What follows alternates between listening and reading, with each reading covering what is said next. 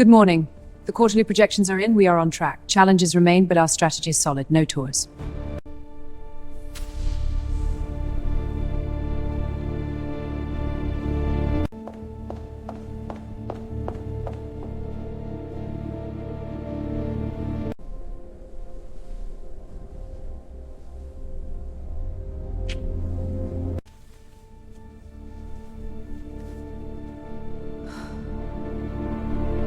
Chapter 1. The Glass Ceiling of Memory. The 42nd floor of the North Quay Tower didn't just offer a view of London, it offered a view of power. For Clara Thorne, the grey, swirling waters of the Thames below were a reminder of the world she had conquered. At 34, she was the youngest senior analyst at Blackwood & Crane. Every movement she made was calculated, every word weighted. Her ash-blonde bob was so sharp it could have cut glass, and her steel-blue eyes never blinked first. "The Q3 projections are locked," Clara said, her voice a cool, melodic hum. She stood before the board of directors, her charcoal blazer fitted perfectly to her frame. Under the mahogany table, hidden from view, her thumb rhythmically picked at the cuticle of her index finger until it was raw. It was the only sign of the pressure. She clicked the remote for the next slide. As you can see on page 12, the volatility in the tech sector has been mitigated by... Clara froze. On the massive LED screen behind her, the graph was wrong. Not just slightly inaccurate, but fundamentally different from the one she had spent 18 hours perfecting. There was a projected loss of £400 million, highlighted in a jarring, bleeding red. Beneath the chart, in the digital signature box, were her own initials, C.T. "Is there a problem, Mrs. Thorne?" Lord Sterling asked, his voice dripping with old money impatience. Clara's heart hammered against her ribs, a wild bird in a cage of silk and bone. She didn't remember this slide. She didn't remember these numbers. But the file path at the bottom of the screen showed it was saved on her personal encrypted drive at 3:14 a.m. last night. At 3:14 a.m., she had been asleep next to Mark. "My apologies," Clara said, her mask of professionalism snapping back into place instantly. "That was an older iteration of the stress test. If you'll look at the handouts instead..." The rest of the meeting was a blur of survival.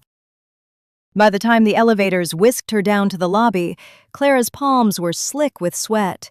She stepped out into the biting London wind, the cold air hitting her like a physical blow. She needed to get home. She needed the sanctuary of their apartment in South Quay, the minimalist perfection that Mark had designed for them. Mark was already there when she arrived. The scent of expensive cedarwood and expensive scotch filled the air. He was standing by the floor-to-ceiling windows, his dark brown eyes reflecting the twinkling city lights. He looked like an advertisement for success. Strong jaw, tailored navy suit, the practiced smile of a man who held the world in his palm. "Rough day, darling?" Mark asked, stepping toward her. He took her briefcase, his movements graceful and dominant. He kissed her forehead, a gesture that felt less like affection and more like a temperature check.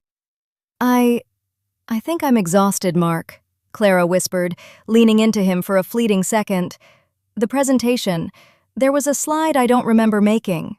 A massive error. I think I'm losing my edge." Mark's grip on her shoulders tightened slightly.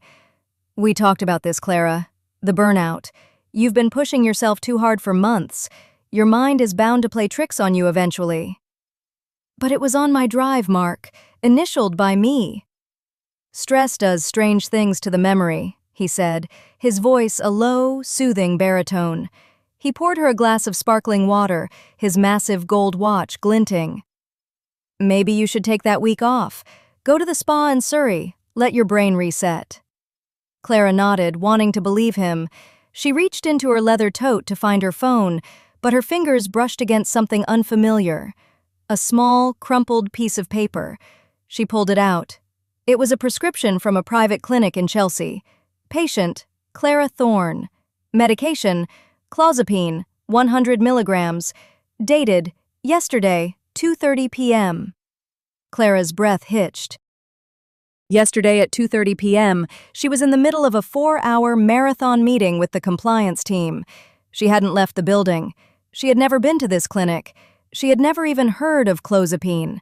She looked up at Mark, who was watching her with that same unreadable, supportive smile. The left side of Clara's eye began to twitch, a tiny, frantic beat of terror. "Mark," she said, her voice trembling. "What is this?" She held out the paper. Mark didn't reach for it. He didn't even look surprised. He just took a slow sip of his drink, his dark eyes fixed on hers. "Clara, honey," he said softly, stepping closer until he was towering over her. "We discussed this, don't you remember? You asked me to help you find a doctor who wouldn't ask too many questions. You said you were hearing voices again." Clara staggered back, the cold glass of the window behind her. "Voices? I never said that. Mark, I've never heard voices in my life." Mark sighed, a sound of heavy, patient disappointment. "I was afraid of this. You're forgetting the conversations even as we have them." He reached into his blazer pocket and pulled out his phone. He pressed play on a voice recording. "I can't do this anymore, Mark," the voice on the recording said. It was Clara's voice, unmistakable, but thin and brittle with panic. "The voices in the office, they're telling me I'm going to fail. Please, find me something to make them stop. Just get me the pills. I'll do anything." Clara stared at the phone as if it were a venomous snake. She had no memory of those words. She had no memory of that fear. But the recording was clear, and as she looked at her husband, she saw the supportive mask begin to slip, revealing something far more calculated beneath. At that moment, her phone buzzed in her bag. It was a notification from her home security app. "New footage detected. Guest bathroom, 4 a.m. today." Clara's heart stopped. They didn't have a camera in the guest bathroom. Chapter 2. Shadows in the Mirror. The digital notification glowed on Clara's screen like a radioactive ember. Guest bathroom, 4 a.m. Her heart performed a slow, sickening roll in her chest. A camera.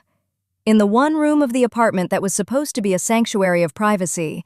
And more importantly, a camera she had never installed. "Clara, you've gone pale again." Mark's voice cut through her thoughts. He was still standing by the window, the amber liquid in his glass swirling as he watched her. His face was a masterpiece of concerned affection, but to Clara, it now looked like a mask of cold porcelain.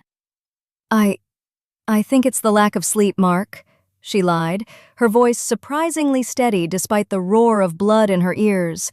She slid the phone into the pocket of her blazer, her fingers trembling against the cold glass. "I'm going to wash my face. I'll be right back." "Take your time, darling. I'll start the reservations for dinner, somewhere quiet." Clara hurried down the hallway, her heels clicking rhythmically on the polished oak floors, a sound that usually brought her comfort, but now felt like a countdown. She slipped into the guest bathroom and locked the door.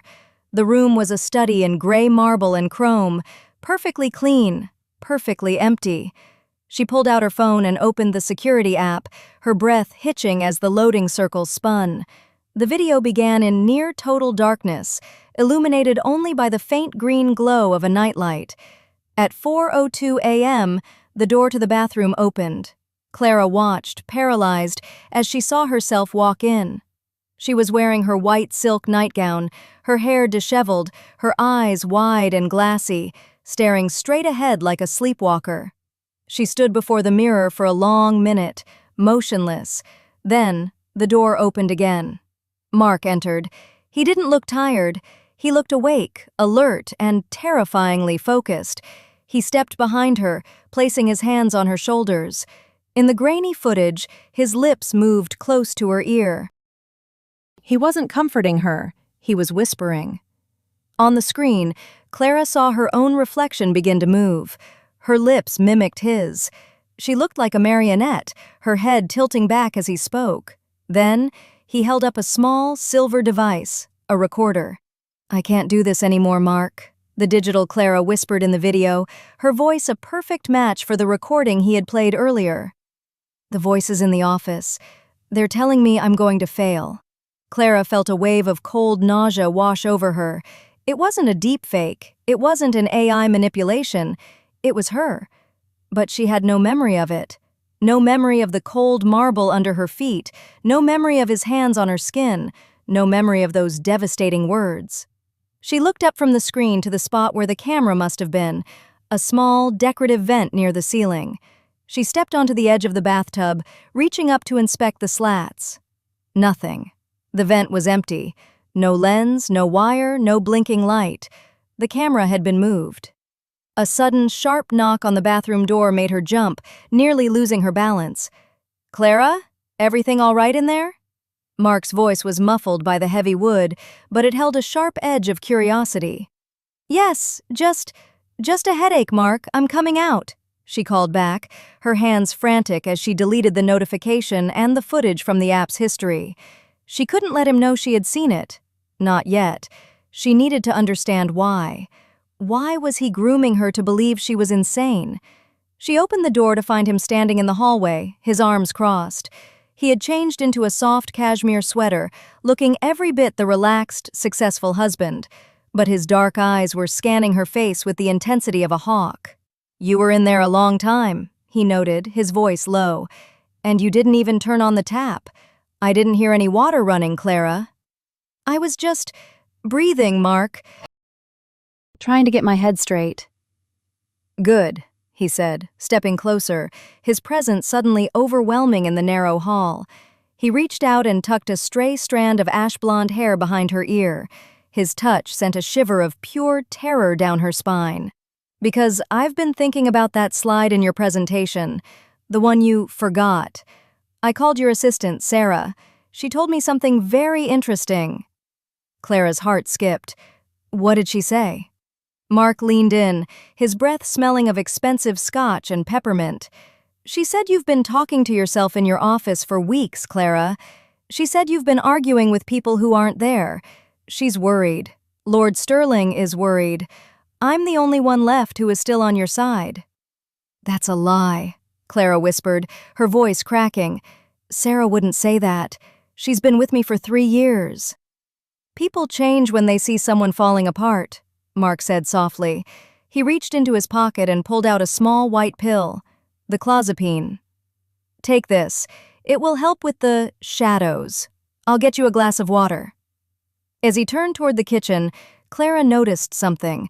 A small, faint blue light was glowing from inside the pocket of his discarded blazer on the chair. It was a second phone.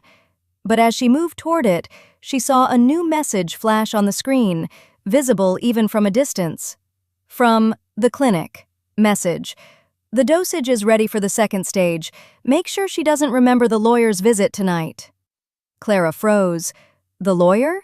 She hadn't seen a lawyer. But as she looked at her own hands, she noticed something she had missed all day. On her left wrist, hidden under the cuff of her blazer, was a faint purple bruise in the shape of a thumbprint. Chapter 3. The Ink of Betrayal. The morning sun over Canary Wharf was a cold, blinding white that offered no warmth. Clara stood in front of the kitchen island, her hands wrapped around a porcelain mug of black coffee. The steam rose in thin, ghostly ribbons, mirroring the fog in her mind. "The pill, Clara," Mark said softly, leaning against the counter. He held out the white tablet on his palm like an offering. "I want to see you start feeling better. For the sake of the children we plan to have. For us." Clara looked into his dark, soulful eyes and saw a predator draped in cashmere. She took the pill, placed it on her tongue, and took a deliberate swallow of water. She felt the tablet hit the back of her throat, but she didn't gulp. Instead, she used her tongue to wedge it into the small pocket behind her lower molars. "There," she whispered, forcing a frail smile. "I'm trying, Mark." "That's my girl," he said, kissing her cheek. His skin felt like ice against hers. As soon as he left for the gym, Clara spat the pill into the sink and watched the white powder dissolve under the tap. Her heart was racing. She had a narrow window of time before she had to be at the office. She grabbed her laptop and searched for the name of the clinic from the prescription. The Willowbridge Institute. It was a high-end, private facility specializing in discreet psychiatric care for high-net-worth individuals. She checked her sent emails from the previous day. Nothing. She checked her deleted items. Empty. But when she accessed the cloud backup of her digital assistant, she found a series of voice commands recorded at 5:30 p.m. yesterday, a time she was supposed to be in a board meeting. Schedule appointment with Mr. Sterling's legal counsel, Arthur Vance, for 6 p.m., her own voice said. It sounded flat, monotone, almost robotic. Clara's blood ran cold. Arthur Vance wasn't just a lawyer. He was Mark's oldest friend from university. She arrived at the North Key Tower an hour early. The office was quiet, the only sound the low hum of the ventilation system. She bypassed her desk and went straight to the security floor. The head of security, a man named Miller who had always respected her, looked surprised to see her. "Mrs. Thorne, you're in early." "Miller, I lost my badge yesterday afternoon. I'm worried someone might have found it. Can you pull the footage from the lobby between 5:30 and 7 p.m.? I want to see if I dropped it." Miller nodded and pulled up the grid. Clara watched the screen, her nails digging into her palms. At 6:05 p.m., she appeared on the monitor. She was walking toward the exit. She looked perfect, her coat buttoned, her hair immaculate. But she wasn't alone. Walking beside her, his hand firmly on the small of her back, was a man in a gray suit. It wasn't Mark. It was Arthur Vance. In the footage, Clara stopped near the revolving doors. She looked disoriented, her head tilting to the side. Vance leaned in close, whispering something to her, just like Mark had done in the bathroom. He handed her a fountain pen and a leather folder. Clara watched herself lean against a marble pillar and sign a document. She looked like a child practicing penmanship, slow, deliberate, and completely vacant. "Everything all right, Mrs. Thorne?" Miller asked, noticing her silence. "Yes," she choked out. I see it now. Thank you, Miller." She stumbled back to her office and locked the door. She opened her private vault on the company server. There, in the Recent Documents folder, was a PDF file titled Grant of Absolute Power of Attorney. She opened it. The document was a legal masterpiece of theft. It stated that due to progressive cognitive decline and documented psychological instability, Clara Thorne was transferring all her assets, including her 7-figure trust fund and her controlling shares in Blackwood and Crane, to her husband, Mark Thorne, effective immediately upon a medical signature. A medical signature from someone like Dr. Aris at the Willowbridge Institute. The bruise on her wrist wasn't an accident. It was where Vance or Mark had held her down to ensure she signed. She wasn't just losing her mind, she was being legally erased. She spent the day in a trance of terror, performing her duties like an actress on a stage. Every time her phone buzzed with a text from Mark, "How are you feeling, my love?" she felt a scream building in her throat. When she returned home that evening, the apartment felt like a tomb.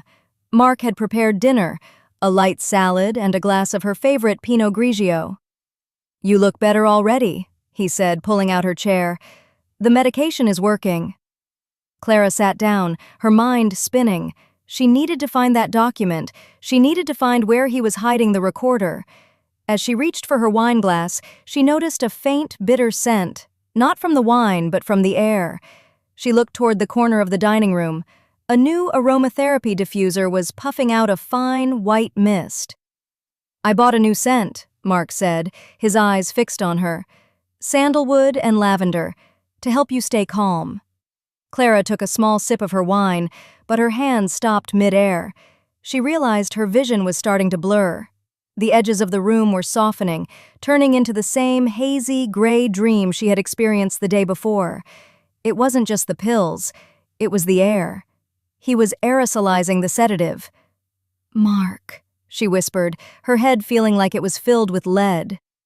"Just relax, Clara," he said, rising from his chair and walking toward her. He didn't look like a husband anymore. He looked like a shadow coming to life. "Stage 2 is almost complete. We just need one more recording tonight, one where you admit you're a danger to yourself." As she felt her consciousness slipping away, Clara saw Mark reach into his pocket and pull out a small, black object. But it wasn't the recorder. It was a syringe. Just then, the front door's smart lock chimed. Someone was entering the apartment. Chapter 4. The Silent Witness. The chime of the smart lock echoed through the apartment like a funeral bell. Clara's head felt as though it were submerged in cold, viscous oil. Every blink was a struggle. The world was melting at the edges, the vibrant pastel of the room bleeding into a dull, terrifying gray. Through the haze, she saw a figure emerge from the hallway.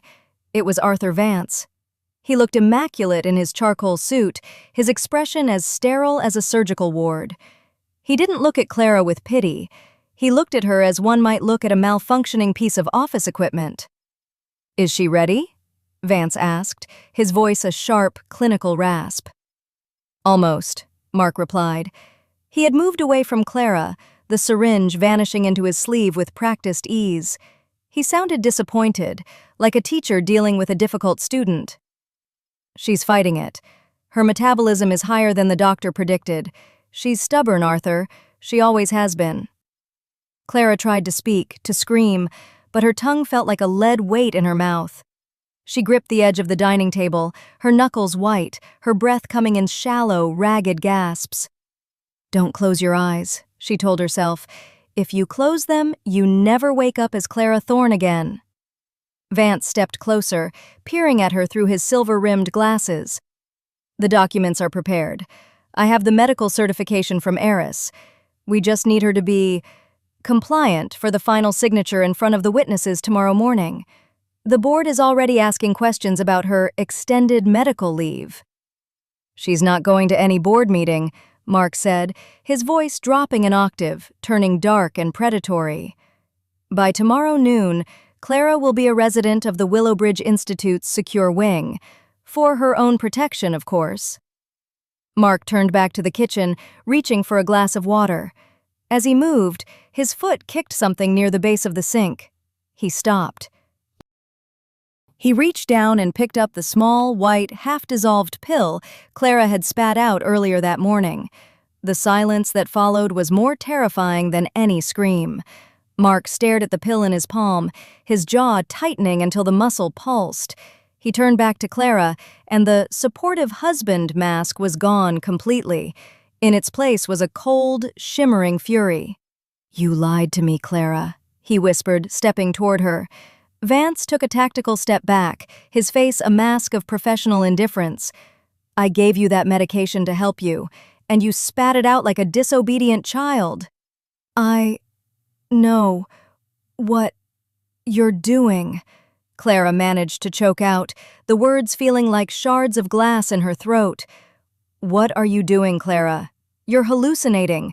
You're losing your grip on reality," Mark said, his voice rising in a terrifying, rhythmic cadence. He grabbed her arm, his fingers digging into the same purple bruise Arthur Vance had left the day before. "You think you're so smart. You think you can outplay me? I built this life. I built you. And I won't let you burn it down because you've developed a conscience." Mark turned to Vance. "She needs the injection now. We can't risk her being coherent if Miller or anyone else from security calls." Clara felt a surge of adrenaline, the body's last-ditch effort to survive. She shoved herself away from the table, her legs buckling, but her hand stayed in the pocket of her blazer. Her thumb found the side button of her phone. 1, 2, 3, 4, 5. The emergency shortcut. It didn't call the police. She had reprogrammed it months ago to start a hidden cloud upload recording. She staggered toward the hallway, her vision a kaleidoscope of shifting shadows. "Sarah, Miller, they know," she gasped, trying to bluff, to find a weakness in their armor. "They know what I've told them, Clara," Mark shouted, following her. "They know you've been talking to ghosts. They know you're a danger to the firm's reputation." He lunged for her, catching her by the waist and slamming her against the wall. The impact knocked the breath from her lungs, but she kept her hand in her pocket, praying the microphone was picking up his voice. "Give me the phone, Clara," Mark demanded, his face inches from hers. His dark eyes were twin voids of malice. "I saw the light in your pocket. I know what you're doing." "No," she whimpered, trying to twist away. Vance stood in the doorway of the living room, checking his watch. "Make it quick, Mark. The transport will be here in 20 minutes. We need her sedated before they enter the building." Mark reached into Clara's pocket, his movements violent. He wrenched the phone from her hand. He looked at the screen. The recording app was visible, the waveform jumping with every word they spoke. A slow, cruel smile spread across his face. "A recording?" Mark laughed, a hollow, chilling sound. "You think this is your smoking gun? Clara, who is going to believe a recording from a woman who has been formally diagnosed with paranoid schizophrenia by 3 different doctors?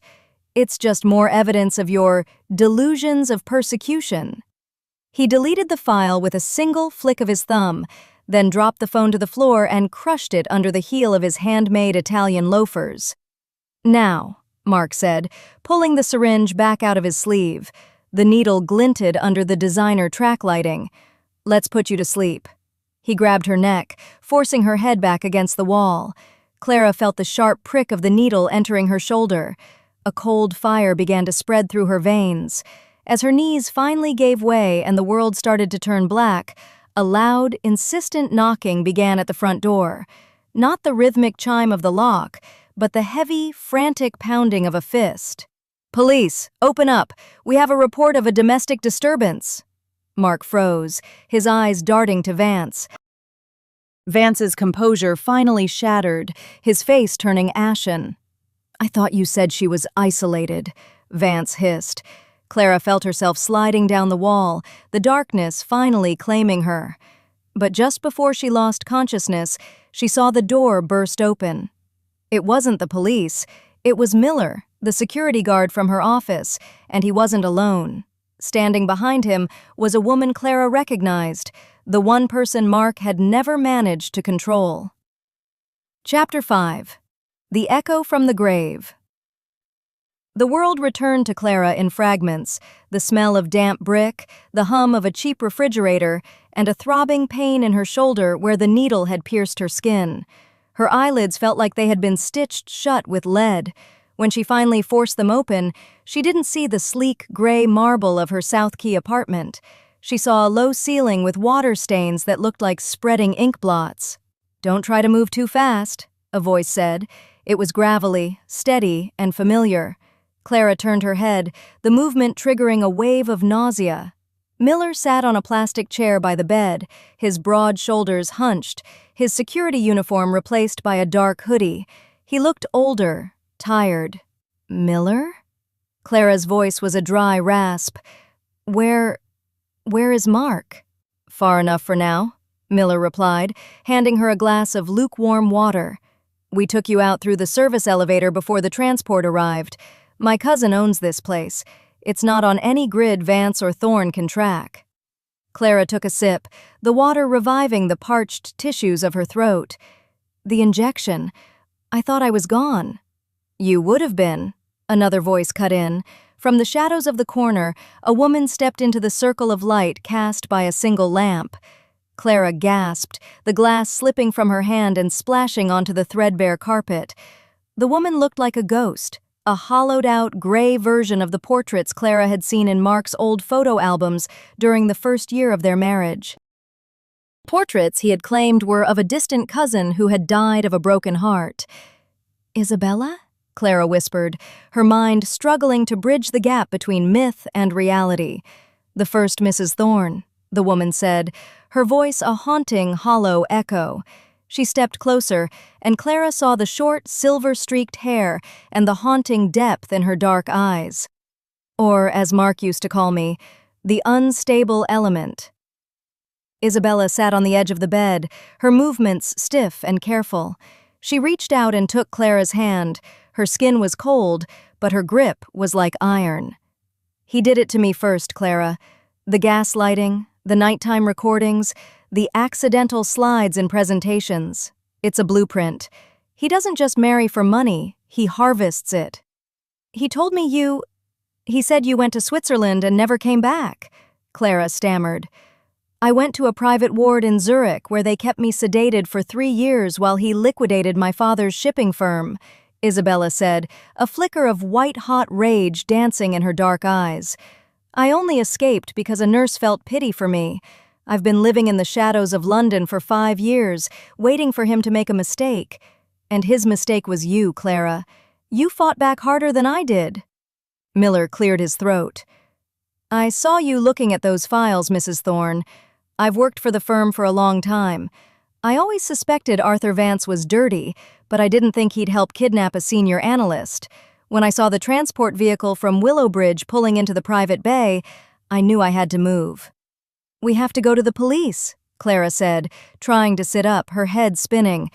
I have the security footage on the app. Wait, Mark crushed my phone. He crushed the device, but he's arrogant, Isabella said, pulling a tattered leather notebook from her pocket. He thinks he's erased you, but Arthur Vance keeps records. He's a lawyer. He's obsessed with legal proof of your insanity. They have a safe house in Mayfair where the original power of attorney is kept before it's filed with the High Court tomorrow morning. Clara looked at the two of them, a disgraced security guard and a dead woman. We're going to steal it back? No, Isabella said, her expression turning predatory. We're going to let them file it. But we're going to change the destination of the assets. Mark wants your money? We're going to give him a debt he can never pay back. Isabella opened the notebook, revealing pages of handwritten notes on Mark's financial shell companies. But there's one thing you need to know, Clara. Mark didn't choose you at random. He knew about your father's secret estate, the one even you didn't know about. Clara stared at her. My father died with nothing but a library and a house in Kent. That's what they wanted you to think, Isabella whispered. Your father was the original founder of the North Key Project. Mark didn't just steal your life, he's been stealing your inheritance for a decade. A sudden, sharp metallic thud echoed from the hallway outside. Miller stood up, his hand going to the waistband of his jeans. Isabella's face went translucent with fear.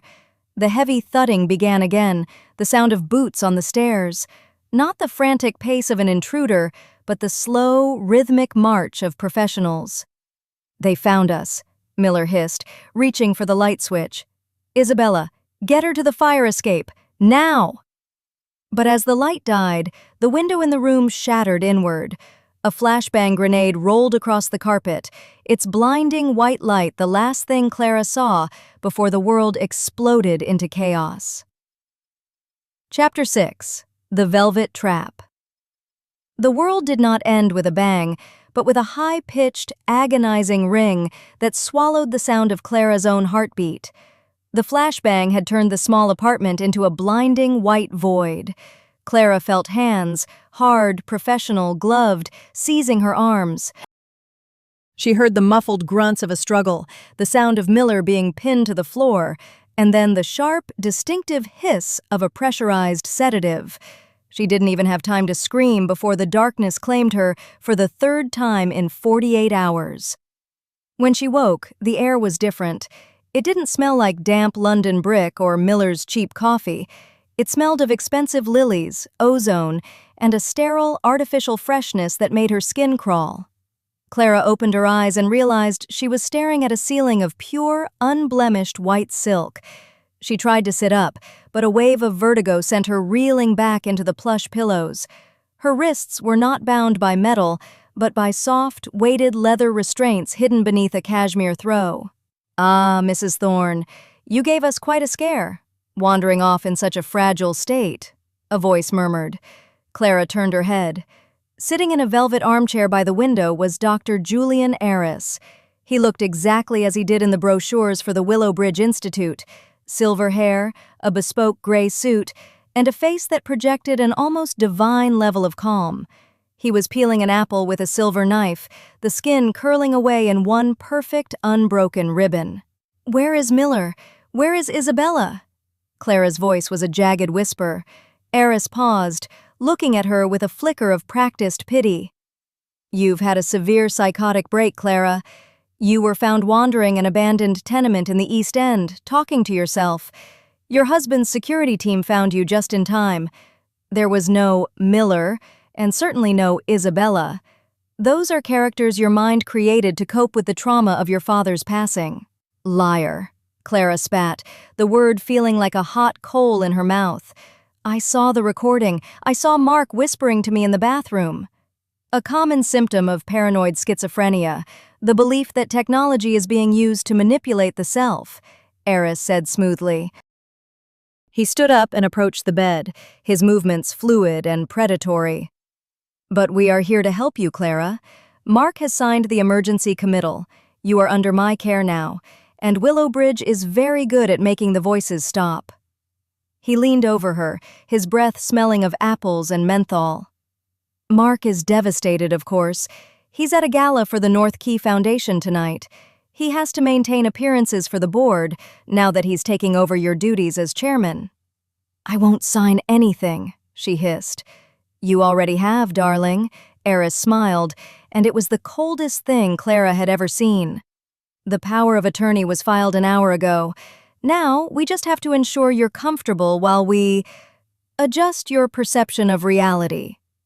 He signaled to a nurse standing by the door. A tray was brought forward. On it sat a small glass of blue liquid. This is stage 3. It will make the memories of the raid and your allies fade into the fog where they belong. As Eris left the room, Clara felt the familiar, heavy cloak of sedation beginning to descend, but she wasn't ready to disappear. She waited until the nurse turned to adjust the IV drip, and with a desperate, lunging movement, she bit her own lip hard enough to draw blood. The sharp pain acted like a lightning bolt, momentarily clearing the fog. She watched the nurse exit, the heavy oak door clicking shut. The room was silent, save for the hum of the air conditioning. Clara struggled against the leather restraints, her fingers fumbling with the buckles. They were tight, but the leather was soft. She managed to slip her left hand free, the skin raw and bleeding. She didn't go for the door. She knew it would be locked from the outside. Instead, she crawled toward the bedside table, searching for anything she could use. She found a leather-bound guest book, a standard feature of the luxury suites at Willowbridge. She flipped through the pages, her eyes blurring. It was filled with praise from the elite of London, actresses, politicians, CEOs. But as she reached the back of the book, she saw a page that had been partially torn out. On the remaining fragment of paper, in a shaky, frantic hand that made Clara's heart stop, were the words, "The water isn't for healing. It's for forgetting. Mark is coming for the deeds. God help me. Jonathan Thorne." Jonathan Thorne, her father. Clara stared at the handwriting. Her father hadn't died of a heart attack at home. He had been here, in this room, in this bed. The inheritance Isabella mentioned wasn't just money, it was the land the very institute sat on. Mark hadn't just married her for her career, he had spent a decade erasing her family to take their legacy. Suddenly, the intercom on the wall crackled to life. "Dr. Eris, we have a problem," a voice said. It was Sarah, Clara's assistant from the office. "Mark is on the line. He says the Isabella problem hasn't been contained. She's at the gala. She has the ledger." Clara felt a spark of hope ignite in her chest. Isabella was alive, and she was going after Mark in front of his peers. But the voice on the intercom continued, dropping to a low, panicked whisper. "And Eris? Mark says if Clara wakes up before the transfer is finalized at midnight, you are to use the terminal protocol. No more accidents. End it." The door handle began to turn. Chapter 7. The Terminal Protocol. The handle turned with an agonizing rhythmic click that sounded like the cocking of a hammer. Clara didn't have minutes, she had seconds. The blue liquid in the glass was a distraction, a chemical veil, but the terminal protocol Sarah had mentioned was the final curtain. She lunged for the glass of sedative Eris had left on the nightstand. Her movement was clumsy, her muscles screaming with the remnants of the previous drug, but she managed to sweep it off the table. The glass shattered against the marble floor with a sharp, crystalline ring. Before the door could swing fully open, Clara grabbed a jagged shard of glass, its edge slicing into her palm. The pain was a cold, electric shock that burned away the remaining fog in her brain. She saw the heavy leather restraint on her right wrist. With a desperate, sawing motion, she hacked at the strap. The leather was thick, but the shard was sharp and fueled by the adrenaline of a woman staring at her own executioner. The strap snapped just as the door opened. A male nurse entered, a man built like a monolith, his face as blank and pitiless as a concrete wall. He held a pre-filled syringe, the liquid inside clear and deadly.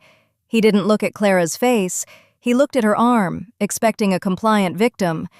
When he saw the empty bed and the severed straps, he froze for a split second. It was all the time Clara needed. She was crouched in the shadow behind the heavy oak door.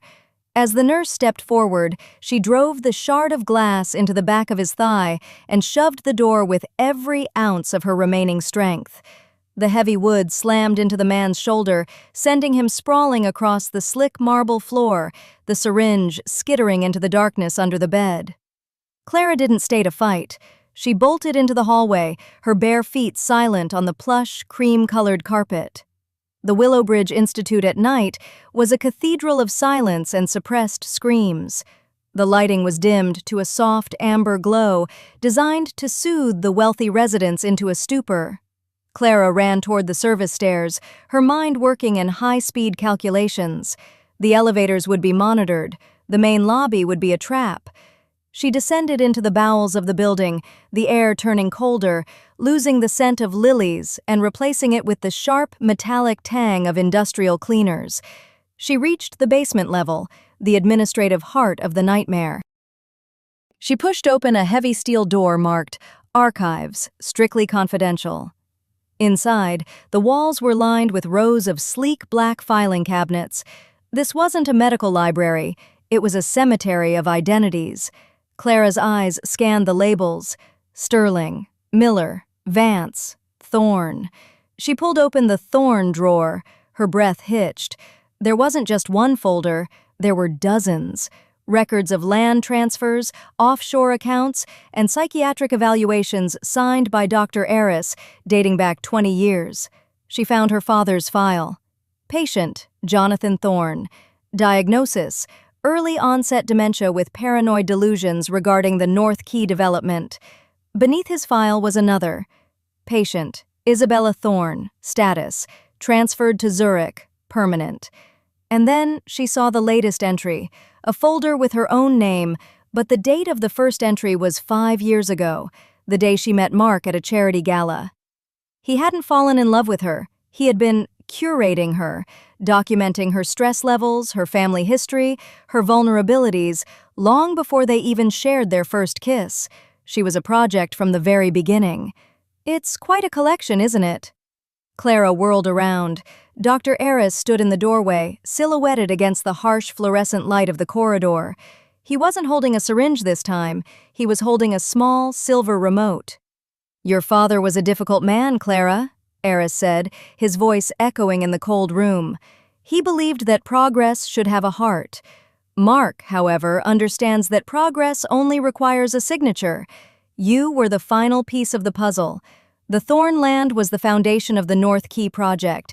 Without your cooperation, the entire billion-pound empire collapses."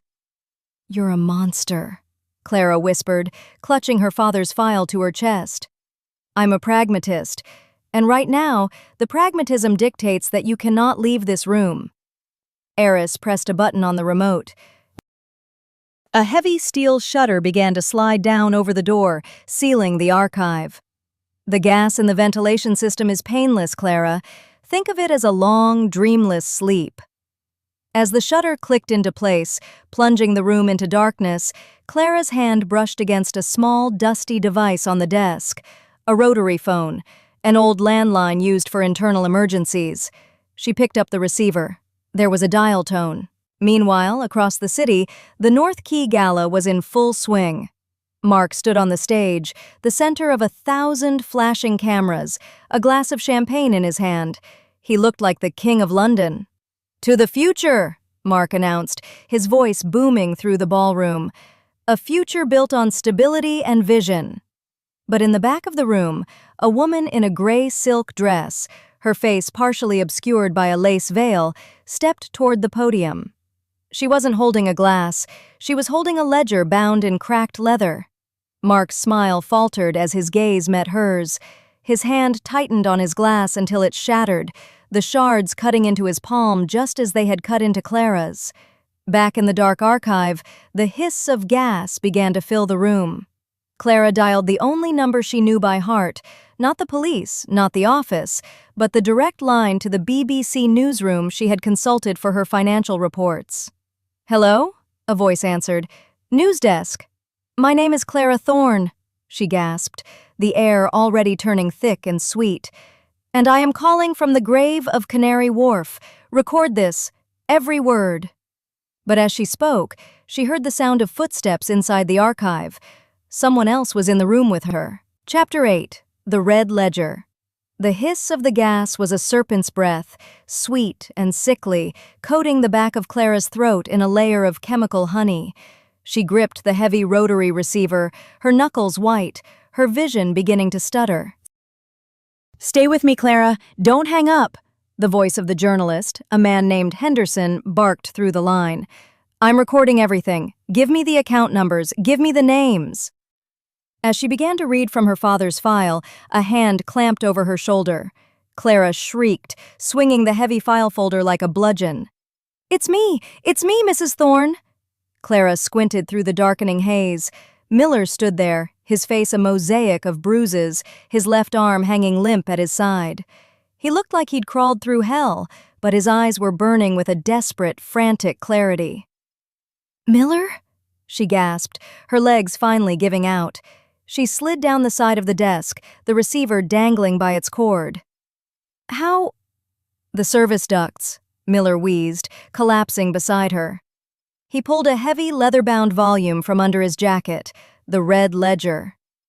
"Found it in Eris's private safe before they caught me. This is it, Clara. This isn't just your life. It's 20 years of suicides, heart attacks, and disappearances of every major shareholder who stood in their way." Clara grabbed the ledger, her fingers fumbling with the pages. It was a masterpiece of corporate slaughter. Names she recognized from the front pages of the Financial Times were listed alongside treatment costs paid to Willowbridge and asset transfers to Mark's shell companies. She pulled the receiver back to her ear. "Henderson, are you there? Page 142, the Cayman's account for Project Serenity. The primary beneficiary isn't Blackwood and Crane. It's a private fund called the Morning Star. The sole signatory is Mark Thorne. The date of transfer was the day my father died." "Got it," Henderson's voice crackled. "The police are en route to Willowbridge, and Clara, you're on the speakers." "What?" "The BBC live feed. We've patched your audio through to the North Key Gala's main AV system. Miller told us how to override the local server before he was cut off." "You're talking to the whole room, Clara. You're talking to Mark." The realization hit her like a physical blow. 5 miles away, in the heart of the city, the elite of London were listening to her dying breath. At the North Key Gala, the atmosphere had shifted from celebratory to catatonic. Mark Thorne stood frozen on the podium, his face a mask of waxen horror. Above him, the 4-story-high LED screens, which usually displayed artistic renderings of the new London skyline, were now black, flickering with a live audio waveform. "The sole signatory is Mark Thorne," Clara's voice echoed through the ballroom, amplified by £1 million worth of audio equipment. "The date of transfer was the day my father died. He didn't marry me. He drafted me." The crowd of dignitaries, politicians, and billionaires stood in a silence so thick it felt like glass. In the back of the room, Isabella stepped forward. She reached up and tore the black lace veil from her face. The gasps from the older guests, those who remembered the tragic first wife, ripped through the room like a cold wind. "He told you I was dead." Isabella's voice rang out, raw and jagged. "He told you I was a ghost. But I am the evidence of the life he tried to erase." Mark's hand trembled, his champagne glass shattering on the stage. He looked at his head of security, a man standing by the door, and gave a sharp, imperceptible nod. The cleaners began to move through the crowd, hands reaching into their blazers. "End the feed!" Mark hissed into his lapel mic. "Get her out of there! End it now!" Back in the archive, the air was becoming an opaque fog. Clara's lungs felt heavy, as if she were breathing in lead. "Clara, we have to move," Miller groaned, trying to haul her up. "The shutter. I can't pry it open. My arm." A sudden, rhythmic thudding started from the other side of the steel shutter. It wasn't the police. It was the sound of a high-temperature cutting torch. A ring of white-hot sparks began to dance around the edges of the door. "They're coming for the ledger," Clara whispered, clutching the book to her chest. She looked at the small ventilation grate near the floor, the source of the gas. If she could block it, but she didn't have the strength. "Henderson!" she shouted into the phone. "They're at the door. If the line goes dead, tell them about the Thorne Foundation. Tell them about the basement of Willowbridge. There are others, people they think are dead. They're still here." The steel shutter groaned, a section of it turning a molten, glowing red. The cleaners were seconds away from breaching the room. "Clara, listen to me," Henderson said, his voice urgent. "The police just entered the North Key ballroom. Mark is being detained. But the team at Willowbridge, they're independent. They're erasing the evidence. You have to get out of that room." The section of the door fell inward with a deafening crash. Two men in tactical gear stepped through the smoke, their masks making them look like insects from a nightmare. They didn't look at the phone or the gas. Their eyes were locked on the red ledger in Clara's arms. One of the men raised a silenced pistol. "The book, Mrs. Thorne," he said, his voice distorted. "Hand it over, and we might turn the gas off." Clara looked at Miller, then at the glowing eyes of the men in the smoke. She realized the journalist was still on the line. "You want the truth?" Clara whispered, her thumb finding a small, hidden latch on the back of the ledger's binding, a latch her father had once shown her in a dream he'd insisted was a memory. Click! The back cover of the ledger popped open, revealing not paper, but a small, silver microfilm canister, the original architectural deeds of Canary Wharf, signed by the Queen and her father. The ultimate leverage. Clara didn't hand the book over. Instead, she threw it, not at the men, but directly into the glowing, molten edge of the breached door. Chapter 9. Sector 4. The ledger hit the white-hot, molten edge of the severed steel shutter with a hiss that sounded like a dying scream. Flames, fueled by the industrial chemicals in the air, instantly licked the leather binding. "No!" the lead mercenary barked, his voice distorted by his respirator. He lunged past Clara, his gloved hands reaching into the sparks to retrieve the burning book. For a man whose life depended on the secrets inside that ledger, the fire was more terrifying than the gas. It was the opening Miller needed. With a guttural roar of pure, unadulterated defiance, the security guard threw his entire weight against the second operative. They crashed into a row of filing cabinets, the sound of splintering wood and clattering metal echoing through the vault. "Clara, go!" Miller choked out, his good arm wrapped around the mercenary's neck. "The ventilation, the breach, the air is clearing. Run!" Clara didn't hesitate. She scrambled through the jagged hole in the door, her skin scorched by the heat of the cutting torch's residue. She didn't have the ledger. It was a decoy, an old logbook she'd grabbed from the desk in the dark. The real microfilm was pressed against her skin, tucked into the hem of her sleeve, a tiny, hard cylinder of truth. She ran through the sterile corridors of the basement, her lungs burning, her vision dancing with red spots. Above her, the building was alive with the sound of chaos. Alarms blared, not the soft, melodic chimes of the luxury suites, but the harsh, rhythmic klaxons of a facility under siege. Across London, the North Key Gala had descended into a scene from a nightmare. The police had formed a perimeter around the stage, but Mark Thorne was not acting like a man who had lost. He stood in the center of the ballroom, surrounded by flashbulbs and shouting officers, a calm, terrifying smile on his lips. He held his smartphone aloft, his thumb hovering over a single red icon on an unlisted app. "You think you can arrest a shadow?" Mark's voice was picked up by the news cameras, broadcast live to millions. By the time you process the paperwork, there won't be a shred of evidence left. Willowbridge doesn't keep ghosts, Inspector. We incinerate them. He pressed the icon. Back in the bowels of the Institute, the lights flickered and turned a blood red. A computerized voice, calm and feminine, began a countdown. System purge initiated. Server wipe in T-3 minutes. All biological containment protocols engaged. Clara reached the heavy, reinforced doors of the main server room. Through the reinforced glass, she could see the banks of processors blinking frantically as the delete commands rippled through the architecture of Mark's empire. If those servers went dark, the red ledger would be nothing but hearsay. The microfilm she held needed the decryption keys stored on those drives. She slammed her shoulder against the door, but it was deadlocked. She looked at the keypad. It required a level 6 biometric scan. "Eris," she whispered, "the remote." She turned back toward the archive, but a different door caught her eye. A small, unmarked service entrance she hadn't noticed before. It wasn't locked.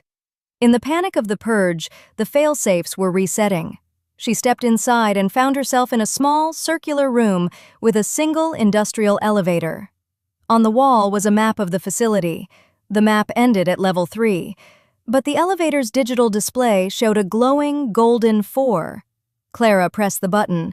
The elevator descended with a stomach-churning drop. When the doors opened, the air was cold, unnaturally cold, smelling of ozone and ancient paper. This wasn't a clinic. It was a bunker. A single monitor hummed at a desk in the center of the dark hallway. Clara approached it, her heart hammering against her ribs. The screen showed a life sign monitor. A steady, rhythmic beep, beep, beep. Below the graph was a patient profile. Patient ID 001-alpha. Location, holding cell 4-A. Status, conscious/sedated. Name, Jonathan Thorne. Clara fell to her knees, a sob breaking from her throat. Her father. They hadn't just faked his madness. They hadn't just stolen his land. They had kept him as a living insurance policy, a ghost in a cage to ensure that if any legal challenge ever arose, the original owner was still technically alive to sign the counter documents. "Dad?" she whispered, her voice trembling in the dark. She followed the glowing floor lights toward cell 4A. The door was made of thick, reinforced glass. Inside, a man sat in a high-backed chair, his back to her. He was thin, his hair a shock of white, but he was staring at a small, framed photograph on the wall. A photograph of a 7-year-old Clara at the beach. "Dad, it's me!" she cried, slapping her palms against the glass. "It's Clara! I'm coming to get you out!" The man in the chair didn't move. He didn't turn around. "He can't hear you, Clara," a voice said from the shadows behind her. Clara spun around. Standing by the elevator was Sarah, her assistant. But Sarah wasn't holding a notepad or a phone. She was holding a silenced Beretta, and her face was devoid of the kindness Clara had trusted for 3 years. "He's been under stage 4 sedation for a decade," Sarah said, her voice cold and professional. "He's just a biological signature now. And Mark was right. You really are a glitch in the system, Clara. A glitch I should have fixed months ago." Sarah raised the gun, aiming it directly between Clara's eyes. "The servers are at 90%, Sarah noted, glancing at her watch. "The purge is almost complete. Once you're gone, and he's gone, the North Quay project is officially, legally, perfectly clean. Mark will be out of custody by morning. Lawyers are funny that way." Sarah's finger tightened on the trigger. "Any last words for the chairman?" At that exact second, the life sign monitor on the wall behind them didn't just beep, it flatlined into a long, piercing, continuous scream of a tone. Chapter 10. The Untold Echo. The flatline was a scream in the silence of the bunker. Sarah's eyes flickered toward the monitor for a microsecond, a professional's reflex, checking the status of the asset. It was the only opening Clara needed. She didn't lung for the gun, she lunged for the terminal. With a frantic, raw movement, she slammed her hand against the override lever. The microfilm cylinder in her sleeve fell into the port with a mechanical click. "Step back, Clara," Sarah hissed, her aim snapping back to Clara's chest. The red dot of the laser sight danced over Clara's heart. "Shoot me," Clara whispered, her voice no longer trembling. It was as cold and sharp as the shard of glass she'd used to escape. "But the microfilm is already in. My father didn't just build this place, he built the failsafe. If my heart rate stops, or if you pull that trigger, the Thorne protocol broadcasts every file in this building to the satellite uplink. Not just the BBC, Sarah. Every news agency on the planet." Sarah hesitated. For the first time, the mask of the perfect assistant cracked, revealing a frantic, trapped animal beneath. "You're bluffing. Mark said he destroyed the keys." "Mark destroyed the copies," a new voice croaked. Clara turned. The man in the chair, her father, had turned around. His face was a map of a decade of suffering, his skin like parchment, but his eyes, those steel-blue eyes, were burning with a fierce, lucid fire. He was holding 2 wires he'd pulled from the back of his own heart monitor. "I taught her never to bluff with a weak hand," Jonathan Thorne whispered. At that moment, the heavy industrial elevator behind Sarah chimed. The doors slid open, and Miller stumbled out, supported by Isabella. Miller's face was unrecognizable, but he was holding a security master tablet. "The purge is stopped, Clara," Miller shouted. "The microfilm. It's not just a key, it's a mirror. Look!" The wall of monitors in the bunker suddenly changed. The delete bars vanished, replaced by a streaming upload. Across London, on the screens of the North Quay Gala, the image of Sarah holding a gun to Clara's head appeared in high definition. The elite of the city watched in stunned silence as the perfect life of the Thornes was stripped bare. Mark Thorne, still standing on the podium in the ballroom, watched his own downfall in real time. He saw Sarah, he saw the emaciated Jonathan Thorne, and he saw Clara, standing tall, her charcoal blazer torn, her face smeared with soot and blood, looking like a goddess of vengeance. "It's over, Mark," Clara said, her voice projected through every speaker in the ballroom. "The glitch just became the system."